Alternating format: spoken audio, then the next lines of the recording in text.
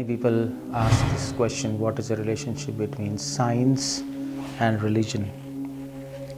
Now, there are many conferences on this, science and spirituality, and people are trying to club and bring science together with religion or spirituality. Religion is not a good word, at least in the modern context. People use the term spirituality.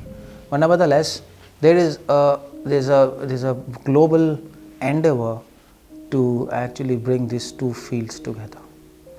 Why? Because people feel that science is rational and spirituality is more of experience and feeling. So to give a rationality to an experience, that makes a lot of sense. And to give an experience and to give a dimension of feeling and experience to science, which is purely rational, logical, that also makes sense. So then people think it will bring a holistic dimension in the human life, and that's true. That is absolutely correct. But the question is, what's the common factor between science and spirituality and religion? Because there are many other people and scientists who don't agree with this view. They have this opinion that science is logical and science is really evidence-based truth, but spirituality is sentimental and it's mythological and basically unnecessary in life. That's the opinion of many other mainstream academics. So the question remains, what's the common factor? What's the common denomination between science and religion? Now, what I think is that both science and religion, or science or spirituality, let me put it like that, both of them have rationality and both of them have faith. Now you might be really surprised when I say science has faith in it, but John D. Barrow, he's a reputed scientist, and he actually came out with a book, the religion of science and the science of religion. That's a very interesting book if you like to go through it. But what he said is that even science has faith, an element of faith in it. How? Science has axioms. And what are axioms?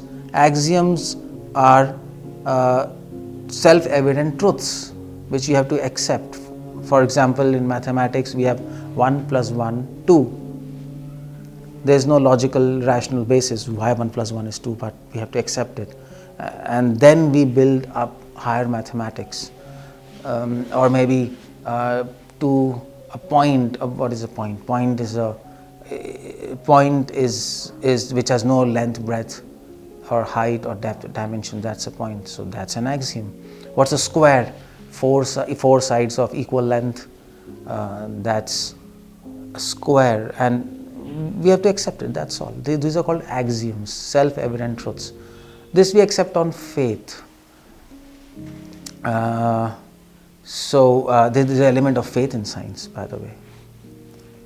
But religion and spirituality, that of course we don't have to explain. That is also based on faith. There is a God, there is soul, there are transcendental realities. But religion also has an element of rationality.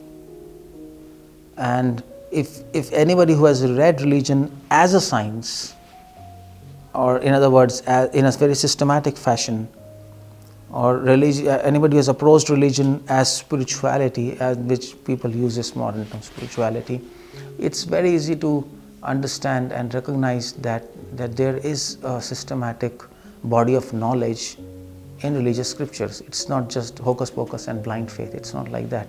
But for that you have to read scriptures and follow them and apply them, and then we will understand what's happening there. So science has faith and rationality. Of course, science has more of rationality. It's purely based on rationality, but it has elements of faith. Spirituality is based on faith, but it has also elements of rationality. So that's one common factor between science and religion.